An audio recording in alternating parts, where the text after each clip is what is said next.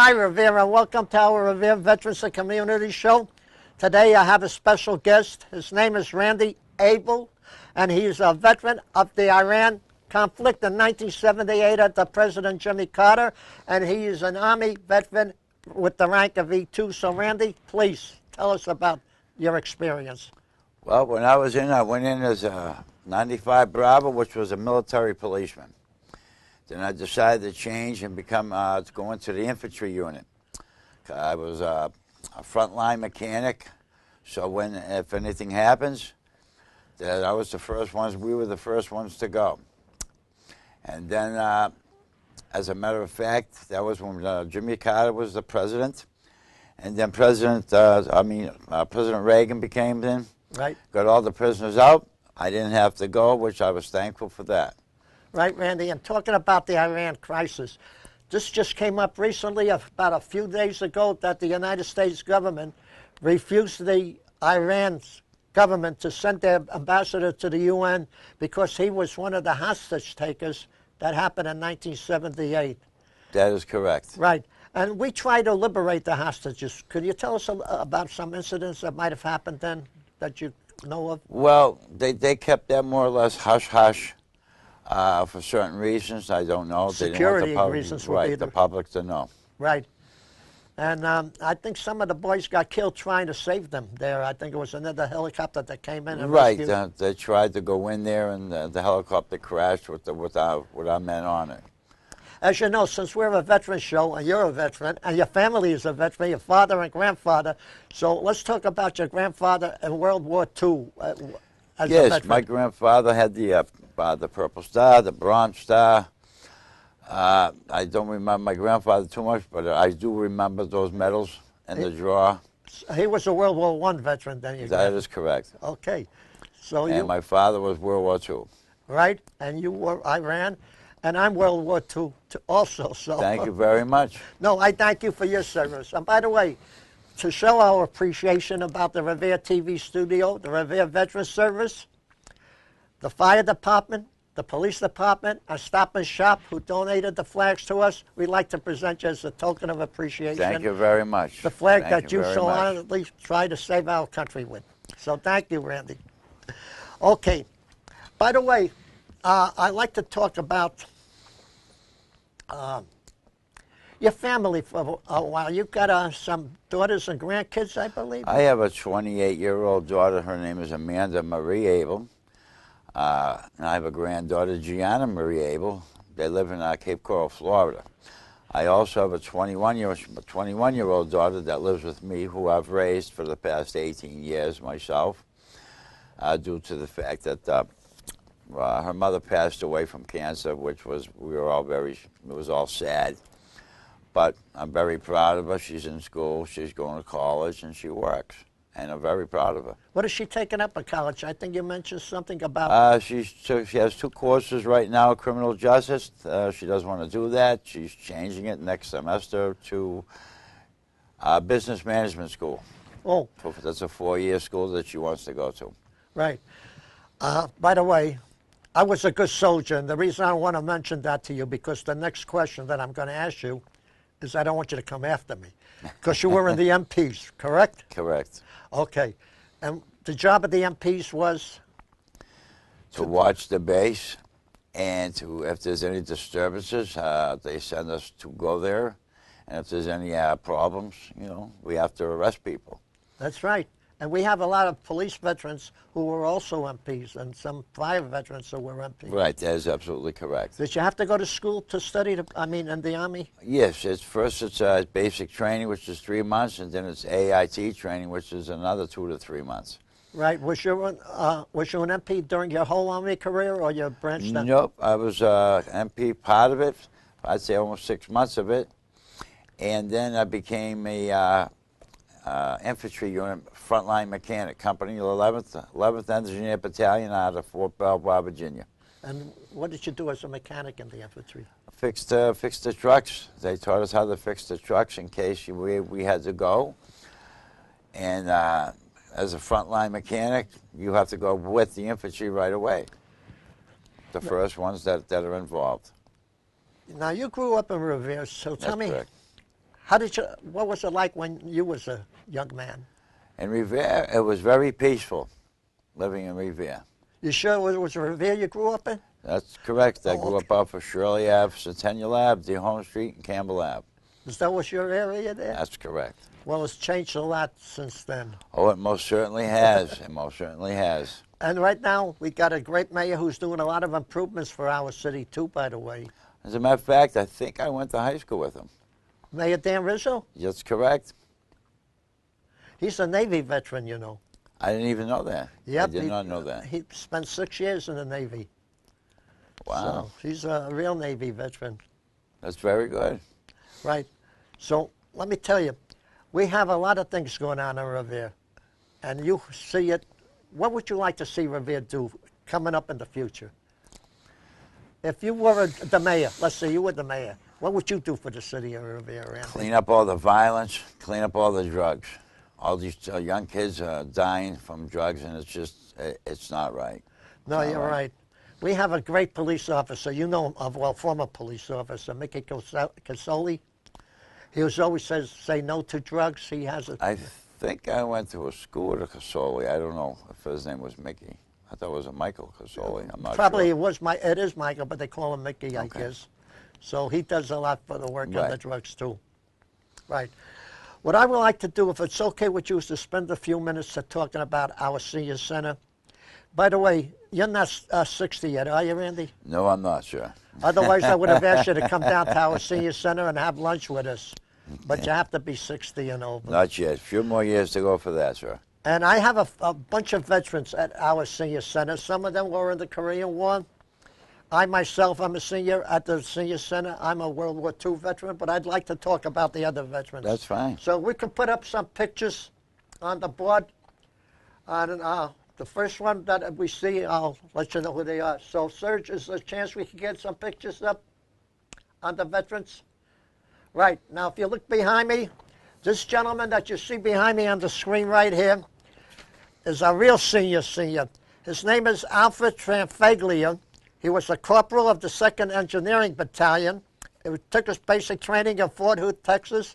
He was in the Army from 1950 to 1952. So, Al, thank you for your service. We salute you. Thank you again. The next one we have is, let's see who we have next. The next one we have is a Navy veteran. His name is Ted Marston. He served from 1954 to 1958 in the United States Coast Guard, Cutter Cactus, WAGL 270, Engineering 1, Fire Control.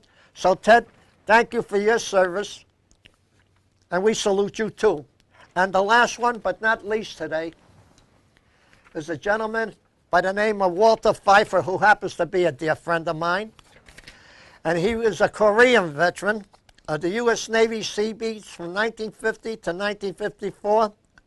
He was a petty officer and a built a second class. So, Walter, thank you for your service. We salute you. I would like to mention this to all the veterans that are out there that live in Revere.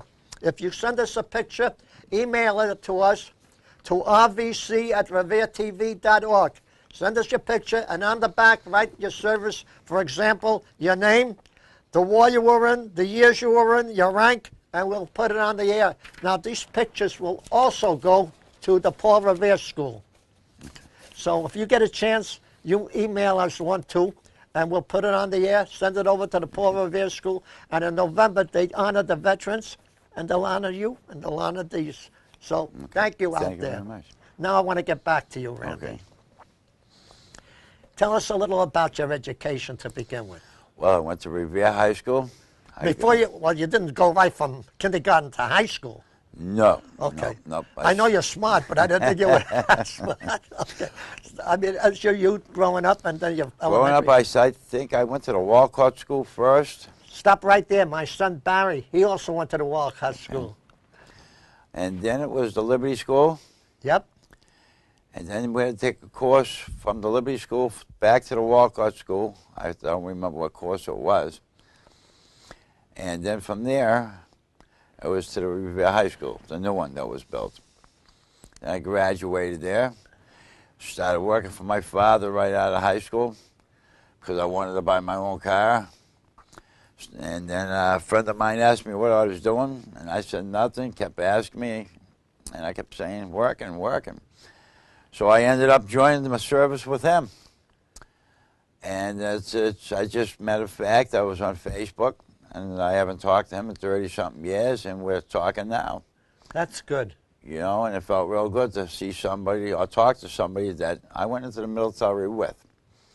And that's about it from there. I just, you know, I've done carpentry work, electrical work, and right now I'm hoping to find something to do during the day because I'm bored. And that's where my life is right now, sir. I'll tell you, till you can find something, the best thing for people to do, well, you're almost 60, but not quite 60, but you're getting up there, is to do like volunteer work, community work. Well, I like to drive people around, and that's what I do. You know, if somebody needs a ride, I take them. If they can't afford to get any by other vehicles or cabs and stuff like that, so I just take people around. They need a ride to the doctors, I take them around. That's a good idea. You know, we'd like to see a lot of more people who are not seniors, but are close to being seniors, do what you do, is help the elderly like that. Can't get around to do something. Always have to help the elderly. Yep. Whether they're crossing the street or not, I will stop my car, I will put it in park, and I will walk them across the street. I've done that. I've got yelled at, beeped at, but I don't care. I do what I have to do. It's called karma, you know, and God rest my father's soul. That happened to him. I can remember changing someone's tire on the highway at 3 in the morning, and I told my father that, and he told me that happened to him when he was going to visit my mother in the hospital in rehab in Salem, that a young kid did it to him too. Right, you said your mother passed away from cancer. No. My daughter's mother passed away from cancer. Oh, your daughter's mother. Right. Can I ask you how old she was, if you remember? She would have been 56 today, this January of this year. And how long ago did she pass away, Randy? I'm pretty sure it was 10 to 12 years ago, sir. Right. She had just have a little bit more years ahead of her because they have new cures that come out all the time. Like I myself, I'm a cancer patient. I got a friend of mine who's a cancer patient. And with the new cures they have today, it adds years onto your life, literally. So, and by the way, you go to the VA hospital too. Yes, I go to Jamaica Plains, sir. And what do you go there for? Well, I go there to talk to somebody to deal with the issues right now. The VA has helped me out very much. If it wasn't for the VA, I wouldn't have a place to live right now for me and my daughter. Before you continue, Randy, we have a veteran commissioner here. His name is Nick Boer at the Revere Veterans Service in Revere. It's at 249R Broadway, where the American Legion building is in the back. No veteran should ever be homeless. I don't care who it is. If you need any help, you give him a call. His number is 781-286-8119. And that goes for every veteran that's out there. No veteran should ever be left out into the streets. I agree with that. Okay? I agree with that. So any help you can need, I'm sure he'll be able to help you. And this is a show. We not only try to help the community, and the community tries to help us, but we also try to help the veterans, and so does the community. So any help we can give you, you contact Nick Boer. Again, I'll repeat the number, 781-286-8119. It's at the Revere Veterans Service, 249R in the back of the building, American Legion, Broadway, Revere. Thank you very much. Okay, so anytime you want to, I'm sure he'll do a lot to help you because he's done a lot to help a lot of other veterans. Okay. Now, how's the VA treating you, by the way, now that we got back to that? They treat me very well. I do have a few little issues, but it gets taken care of. But it upsets me that I feel that all these veterans should be home from Afghanistan and Iraq. They all should be home. They should have been home a long time ago, and it's upsetting. It is. I got to tell you, I got a friend of mine that came back from Iraq, the Iraq War. Right. Iraq, he said, this is what he said to me, that Iraq now is worse off now than it was before we went in. They just keep blowing. Every day there's a blow up there. And I mean, you know, people getting killed. Like the other day there was 26. A couple of days ago there was 54. Right. And we get involved in the war, and we make enemies, not with both sides. We make enemies with one side because we're protecting the other side. Well, we go to different countries to help people out, and then it becomes our problem. Yep. And then they come over here, and we feel guilty, and now they're living over here from all the different wars. As a matter of fact, I think there was a total of 12 wars so far. I try to do a little synopsis from the time that the American Revolution back in 1776, right, to go down from the Revolutionary War and all the wars, 1812, the American Indian War, the French War. I counted 19. I could be off, but I listed 19 wars: Gulf War I, Gulf War II, the Iraq, the Afghanistan, the Grenada, the Panama. I mean, right down the line. We get involved in that. But the trouble is we make enemies with one part of the country, because if you get involved into a civil war like we are in Iraq, like we did, or in Afghan, we side with side A, side B hates us. We side with side B, side A hates us. Well, the thing with that is with the thing with Afghanistan, with bin Laden, we had to get him. Oh, definitely. No offense, we had to get him. I mean, the thing with the in New York with the trade centers and everything like that is just like we trained them here. They went to our flight schools. They stole our planes from Logan Airport, if I'm not mistaken. I couldn't believe they hijacked them, right? I could not believe that happened, and and it's still happening today. People are sneaking in. Look at the bombing at the marathon. All those poor people that got hurt there, they're veterans too. That's what I say. I call them veterans because they got hurt. Right. They're community veterans, I like to call them. That's correct. Talking about veterans, when I was a young man, and I was stationed in Germany with the Army occupation right after the war was over, 46, 47, 48. We bombed Germany into the ground. Was the only way we were going to win a war. That was the only way you can win a war, is either you annihilate your enemy or they annihilate you. But to have a limited war, like you can't go into, if you shoot at me and you run into this house and I can't come after you, we're not going to win. We're not going to win. We're just human fodder out there. Well, I was always a firm believer. If you just drop a bomb and it's all over with. You don't have to lose men. We've lost a lot of men in each war that were senseless. I know that. Senseless. We lost 400,000 during the Second World War. But, someone once said to me, a young man, I think he must have been about 40, 45, we never should have dropped the atomic bomb on Japan when we did back in 1945. We saved 1 million American lives by doing that, because Japan refused to surrender. We had to drop 2 bombs, Hiroshima and Nagasaki. Right. And we would have dropped the 3rd bomb if we had to, but they finally realized they weren't going to go anywhere. And we're going to win. Right. We had to do it then. So for someone to say to me today that we shouldn't have done it, they weren't there when we were there. Right, right. I mean, the thing with the Afghanistan, I understand there's innocent people there. Of course. But we did what we had to do just to get bin Laden. We had to get him. And now there's other ones that are trying to take over. That's Al-Qaeda and the rest out there. Right. I mean, but still get our troops, bring them all home. Right, but you're going to have collateral damage. And I hate to say this. I hate to see civilians get hurt. But I'd rather the enemy gets killed than our boys get killed. It's called casualties of war. It happens in every war. Right. It's always been like that for years. So we do what we have to do. Now, Randy, I'm not familiar with today's Army too much. So when I was young, 17 years was the age that you can enlist and be a soldier.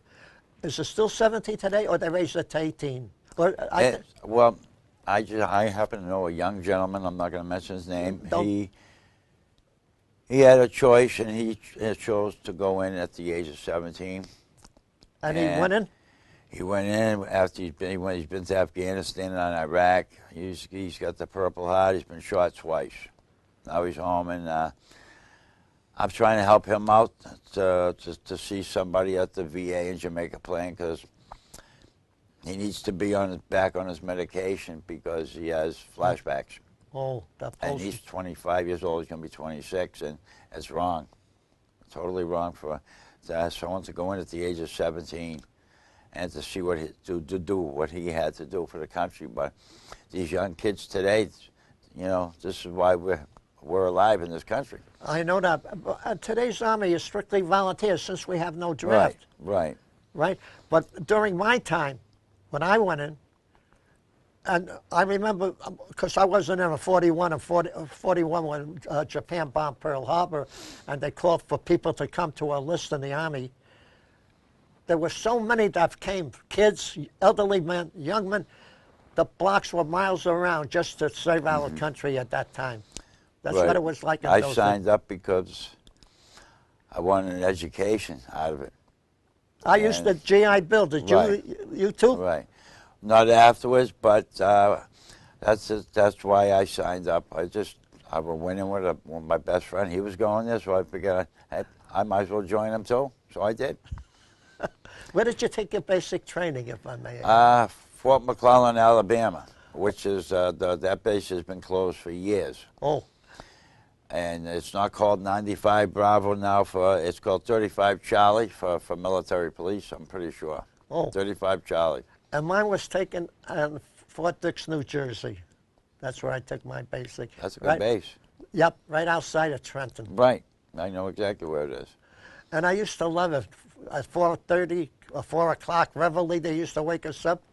So I'm still an early bird. I still get up early in the morning today. Well, I was always the one that wanted to sleep every time they would blow that whistle. Oh, for the reveille? I was in a base where it was new, so they had intercom systems, and they would wake us up, and I'm the one that always would yell, just another half hour, and they always knew my voice. I have this distinctive voice where I talk loud and don't know I'm talking loud, and I always had to go and start doing push-ups before everybody got up. It was me doing push-ups all the time. Can I tell you a little story about me? It's a funny one. Would that be okay, Randy? Of course. When I went over to Berlin, when I first landed in Berlin, Berlin was occupied by 4 powers: the Russians, the French, the British, and the Americans. And I was only there 4 hours, and the captain called me in the office, and he said, "Morris, you've only been here 4 hours. You got the Russians in an uproar." He says, "You got the French in an uproar. You got the British in an uproar, and you got my American army in an uproar." I says, "Don't bother me, Captain. I'm busy." I was reading a book. He says, "What'd you say?" I says, "Don't bother me." He says, "You don't talk like that to an officer, Morris." I says, "Don't bother me, Captain." So he turns around, he says, "You know what I'm going to do with you? You're a fresh little kid from Brooklyn." I says, "Yeah." He says, "I'm going to court-martial you, or I'm going to restrict you to the barracks for 1 month, or I'm going to reprimand you, or 30 days pay. Take your pick, Morris." And I thought for a while, and I says, "Okay, Captain, I'll take the money." I did that to a full-blown colonel. Did you really? Oh, I most certainly did. He didn't like what I had to say, and I didn't like what he had to say. And so, of course, he won because he was a colonel. Right. And that's how that went. Right. We were thought, well, when an officer went by us, we had a salute. Right. Okay? I'm still sure you do it today in the Army. Of course, you have to.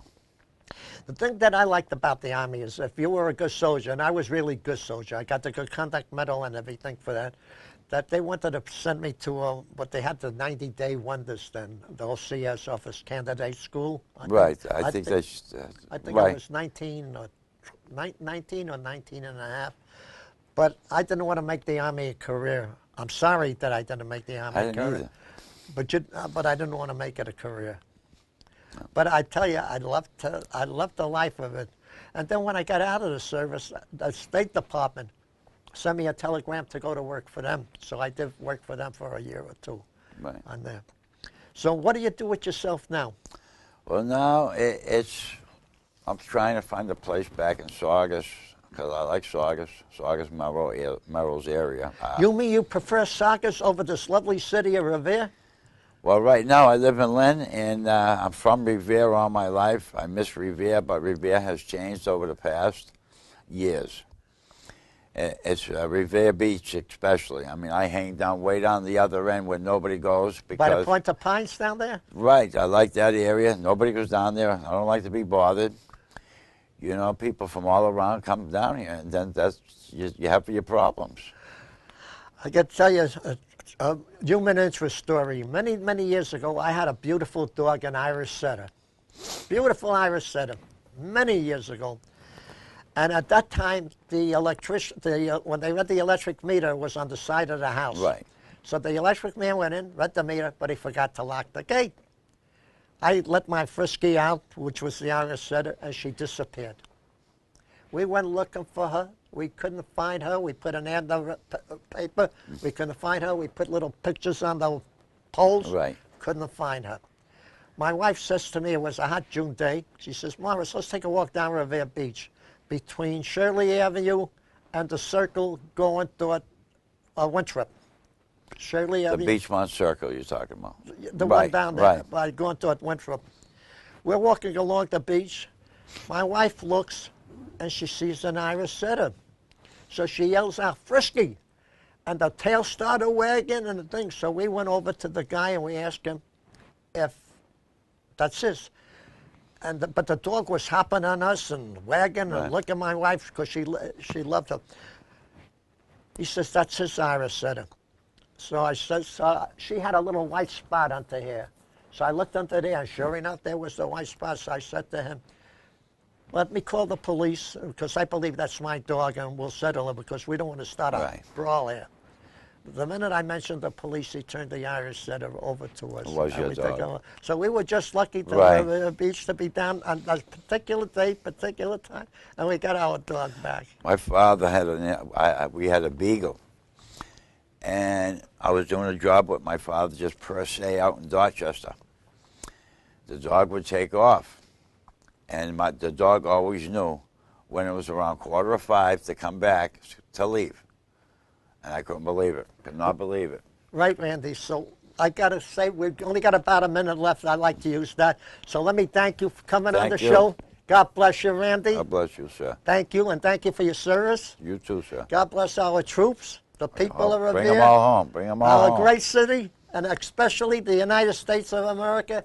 Until the next time we meet, thank you folks out there for listening. And remember, take care of a veteran. It's a good bet.